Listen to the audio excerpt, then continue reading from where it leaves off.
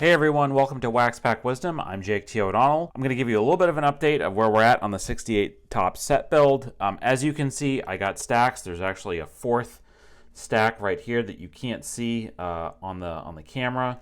But this came from at Phillies Cards 1 on Twitter, who was a big help with my 59 top set build. I mentioned this in the previous video. I bought over 200 cards and I have not had a chance to go through all of them yet. I did kind of actually, I went through them just in the idea of trying to put them in numerical order so that when I do go through all of them, there's one of the many Lou Piniella rookie cards right there actually. There's 3 different ones that he had in top sets. But just the idea, to go through and make sure that I had them all in numerical order so that it'll be easier to sort them. But my first initial look at these cards is that they're all in really terrific shape. There's Dave Ricketts with the glasses that he used to wear.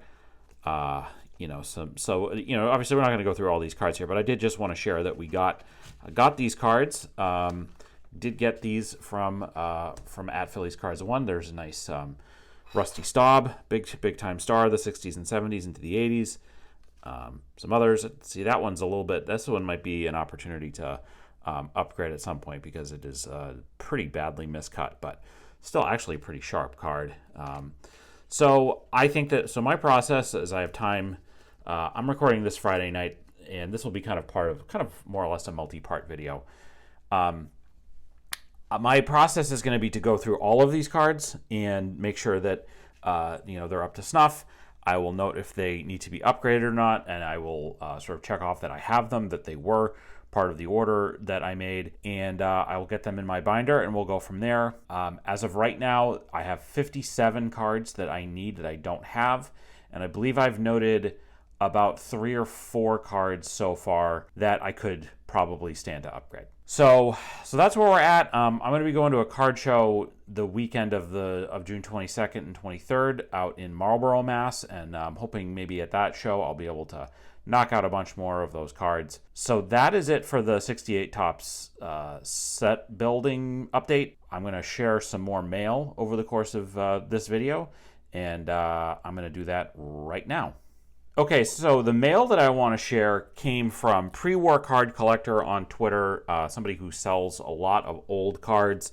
I bought 2 cards and they threw in kind of a third one that I'm going to show you at the end. But these were E91 American Caramel cards from 1910. They're from 2 different sets of American Caramel cards. So this first one of John McGraw, Hall of Famer, one of the greatest managers in history. This was from the E91B set, and the second one, which is from Amby McConnell of the Red Sox, this was from the E91C set. So these are two different cards. This one was $65, the Hall of Famer John McGraw, and this one was $25. So I'll show you the McGraw first. Pretty neat. Obviously bad shape, beat up. You see the back; it was glued into a book, so not really the best condition, but interesting nonetheless. And then, so this is my first Managing Days John McGraw card, so I was really excited to get that. And then I just thought that this old Red Sox card of Amby McConnell was really cool. This is a better shape, but again, not as important of a player, so was not as expensive. And then Prewar Card Collector always throws in random cards. He threw this in as a freebie. A Chester A. Arthur card, the president of the United States in the 1880s after James Garfield was assassinated. So there's nothing on the back there, but hey, I'll take that. So that's mail, and I think I'm gonna show you some more mail that comes in this weekend that I don't quite have yet at the time I'm recording this, but I will have shortly. I'm gonna show that to you right now. Okay, so I am back with the final portion of this video. I recorded the other 2 parts of this video on Thursday of this past week. This one I'm recording Friday because this item came in the mail today. This card, awesome vintage pre-war mail day today. And I am so excited about this. This was an eBay purchase, showed up today. This is a 1933 DeLong gum of Hall of Fame outfielder, I believe, right? Chuck Klein of the Phillies, played for the Cubs, I think at least one other team, in a PSA 1 slab. Let's take a little bit of a closer look here. You know, definitely a 1. You can see some of the creasing there, kind of on the side. Kind of, you can see it like there's a crease right there. There's also one that's running kind of like right along there. It's definitely a 1. This is a set that I've wanted to get since I got back into collecting. This is a very, very tough gum set from the pre-war era. They only did it for the 1 year, 1933. There are 24 cards in the set. It's a scarce set.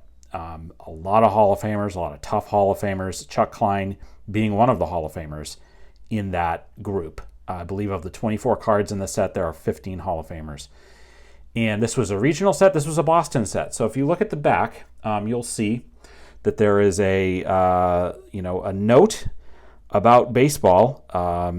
Continuing series of famous major league players, each card with a different tip on Inside Baseball from Austin Lake, the baseball editor of the Boston Transcript. And you see that this is a Boston set, the DeLong Gum Company, 1933. Playball gum is as pure as the fine quality any made, contains real chicle. There you go. So, and then there's, a bit of a detail there about left-hander's advantage and the advantage that a left-handed hitter like Chuck Klein has while hitting the baseball. Okay. A little bit of history here, and I will do a whole video about this set and this card and about Chuck Klein, but just a little bit of detail. The DeLong Gum Company was created by the former treasurer of the Gowdy Gum Company. His name was Harold DeLong. The Gowdy Company was sold in the midst of when they were putting out the iconic 33 Gowdy set. And trust me when I say we will be having quite a bit of content coming up soon on the 33 Gowdy set. After the Gowdy Company was sold, Harold DeLong started his own gum company and came up with these cards. And you can see all the cards are similar to this. I think some of them have sort of more of a red background, but it's, a picture of the hitter or of the pitcher in the middle of a diamond. And he's a giant. He's huge, towering over the stadium and the players and the people watching.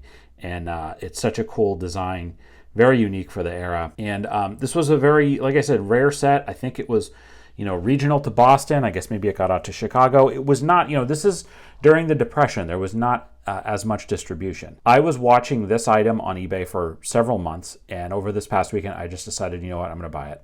I might cross this over to SGC, or I might get it reslabbed in a new PSA holder because they are allegedly getting rid of the Mylar and the baggie and all of that stuff. So I might have it updated into a new slab. This is PC item all the way, of course, and maybe I'll get it crossed over to SGC. And then just on Chuck Klein, really quickly, he was put in the Hall of Fame after he died. He was a Veterans Committee pick, but Chuck Klein was absolutely one of the best hitters of the late 20s into the early 30s. In 1933, this is a great year to get his card because 1932, he was the National League MVP.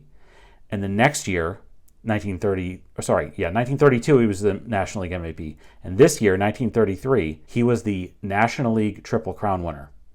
But he did not win the MVP. The MVP that year went to Carl Hubble, who actually did have like a better year pitching than Chuck Klein did hitting or thereabout. But Chuck Klein, Triple Crown winner this year in 1933. So awesome to get his card from this year. Tough set. This is a double whammy for me in terms of my collecting, how I collect things. This is my first Playing Days Chuck Klein card, and it's my first DeLong Gum card. So it's like I said, I like to collect cards from different sets, and I also like to collect PC cards, or I like to collect Playing Days cards of Hall of Famers for my PC. So double whammy here, and a fucking great card, if I do say so myself. Excuse my French. So that's it. So I just wanted to share those items. There's going to be more stuff next week. There's something that's coming probably next week, hopefully next week, that I'm even more excited about than this. And I cannot wait to show you. It's a card from a very random set. It's a later card. It's post-war, but I came across it this week. I had to get it, and I think it should hopefully be coming at some point early next week. Anyway, wanted to share this. Great mail day. Awesome pickup. That is going to do it for this edition of Waxback Wisdom. Tell us what you thought of the cards I got today. What's your favorite one that you saw? Do you have a story about any of the players or the manager that you saw today? Leave us a comment. Let us know. We'd love to hear it. If you enjoyed this video, we invite you to give it a like and subscribe to our channel so you don't miss any of our Waxback Wisdom content. In the video description, you'll find links to where you can follow Waxpack Wisdom on all social media channels. You'll also find a link to a list of our favorite nonprofits and charities. If you enjoyed this video, please consider a donation to one of those organizations. It would mean a lot to us. Thanks very much for watching. We'll see you next time on Waxpack Wisdom. Take care.